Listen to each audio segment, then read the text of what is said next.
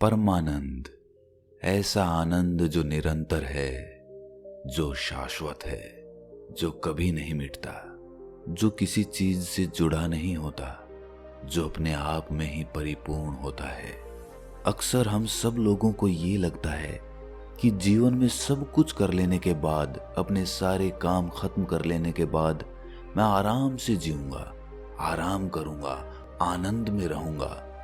लेकिन वास्तव में आनंद के लिए सबसे जरूरी चीज क्या है?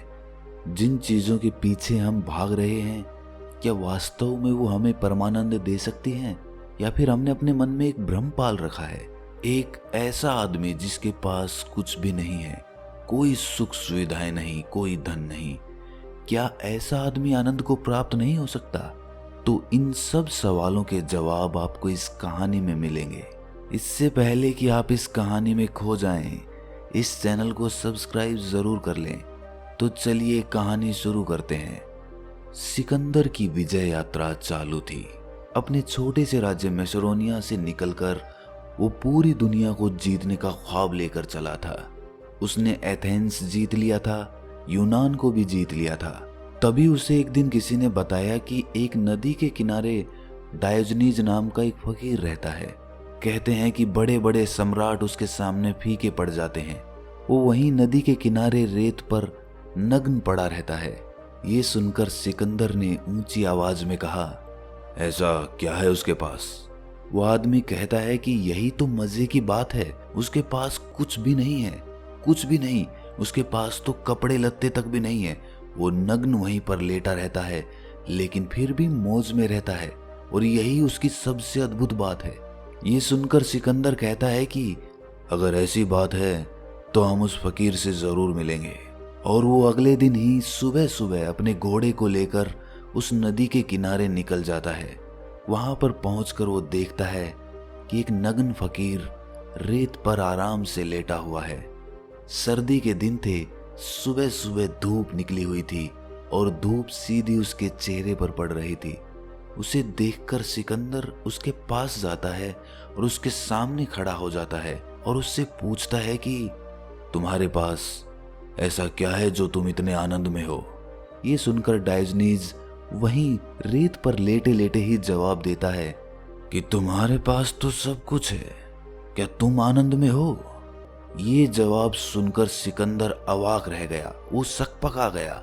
उसने ऐसे जवाब की आशा नहीं की थी। पहले तो सिकंदर के मन में आया कि बोल देता हूं कि हाँ आनंद में हूं, लेकिन वो ऐसा बोल नहीं पाया और अपने चेहरे पर एक फीकी मुस्कान लिए हुए बोला कि आप ठीक कहते हैं, मेरे पास सब कुछ है, बस आनंद ही नहीं है।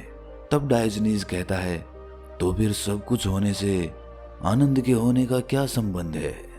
और अगर सब कुछ होने के बाद भी अगर तुम ये देख पा रहे हो कि तुम्हें आनंद नहीं मिला, तब भी तुम दुनिया के और बड़े साम्राज्य को जीतने जा रहे हो इस उम्मीद से कि तुम्हें आनंद मिलेगा, फिर तो तुम दुनिया के सबसे मूर्ख इंसान हो। बात को टालने के लिए सिकंदर अपने चेहरे पर एक छोटी सी मुस्कान ले आया। इसके बाद डायोजनीज कहता है, देखता हूं कि बहुत दिनों से सड़क से बड़े बड़े हथियार जा रहे हैं, हजारों सैनिक जा रहे हैं, कहाँ के लिए निकले हो और क्या इरादा है तुम्हारा?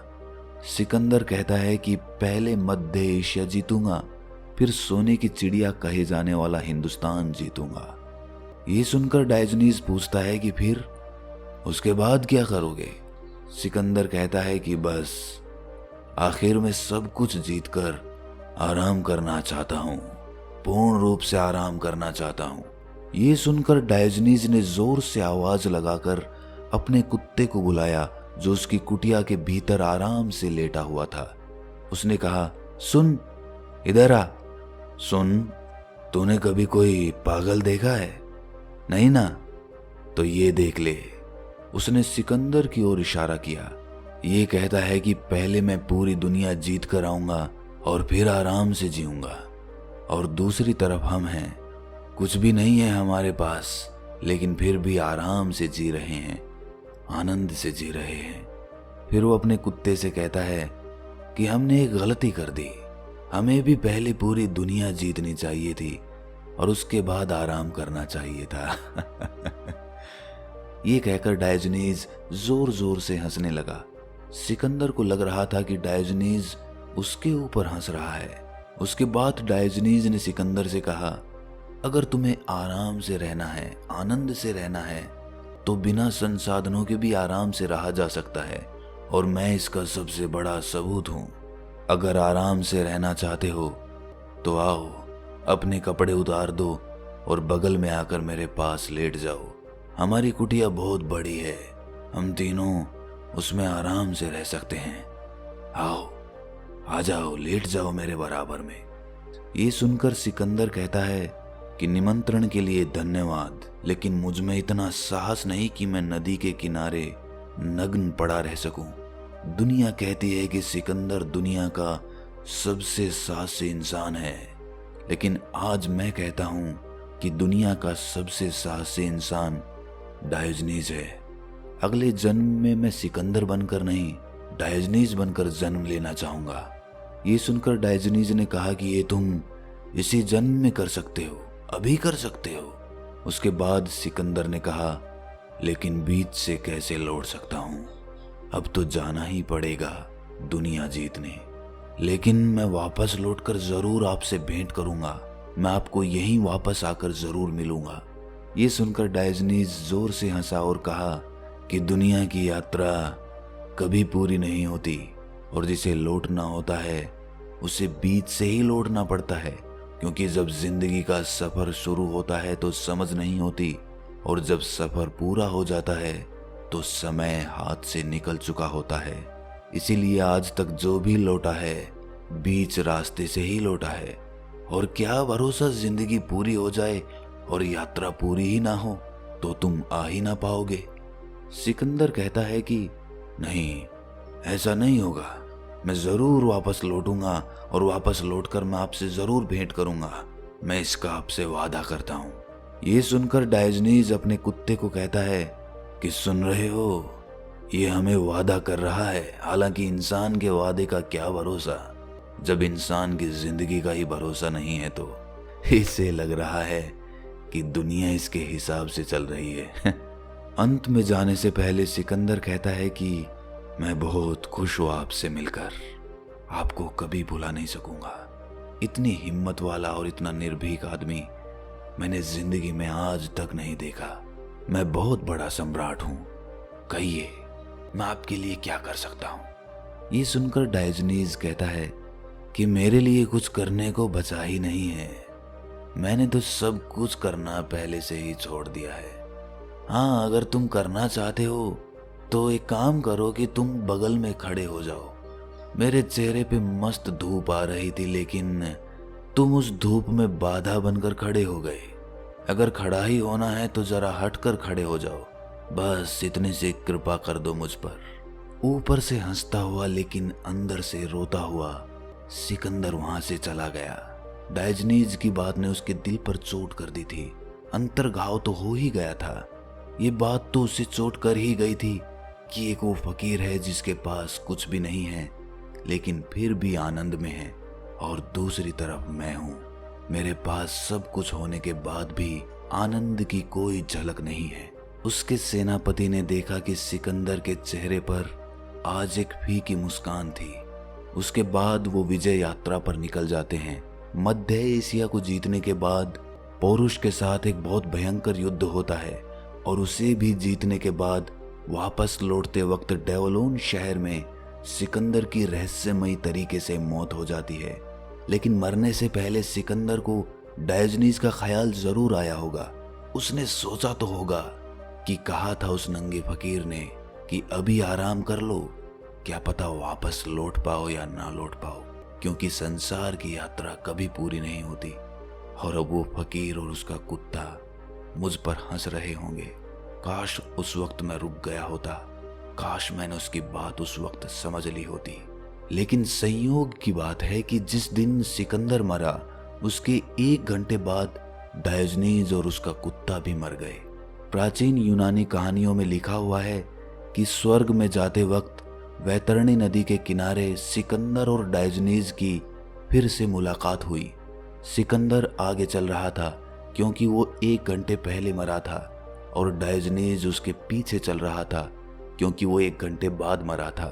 आगे चलते हुए सिकंदर ने किसी के कदमों की आहट सुनी और उसने पीछे पलट कर देखा और वो डायोजनीज को देखकर घबरा गया क्योंकि आज सिकंदर भी बिना कपड़ों के था। जब सिकंदर की डायोजनीज से पहली मुलाकात हुई थी तो डायोजनीज वहां पर नग्न था और सिकंदर अपने राजसी वस्त्रों से ढका हुआ था। लेकिन आज सिकंदर भी नंगा था और डायोजनीज तो पहले से ही नंगा था। सिकंदर ने उस फकीर की ओर देखकर कहा कि आप तो डायोजनीज हैं। बड़ी अद्भुत बात है, एक बादशाह और एक फकीर की मुलाकात वैतरणी नदी के किनारे हो गई। ये सुनकर डायोजनीज जोर से हंसने लगता है और फिर कहता है कि तुम अब भी नहीं देख पा रहे हो कि बादशाह कौन है और फकीर कौन है। कहाँ है तुम्हारे राजसी वस्त्र, कहाँ है तुम्हारे सैनिक, कहाँ है तुम्हारे हथियार, कहाँ है तुम्हारे आभूषण? क्या तुम अपने राजसी ठाट बाट अपने साथ नहीं लाए? ये सुनकर सिकंदर भी जोर से हंसने की कोशिश करता है लेकिन वो हंस नहीं पाता। फिर डायोजनीज उससे कहता है कि तुमने जीवन भर अपने लिए वो इकट्ठा किया जो खो देने के लिए होता है। मौत के बाद तुम कुछ भी साथ नहीं ला सकते। ऐसी वस्तुओं का तुमने संग्रह किया, चाहे तुमने पूरी दुनिया ही जीत ली, लेकिन तुम दुनिया के कौन से कोने को अपने साथ लेकर आए हो, जरा मुझे भी दिखाओ।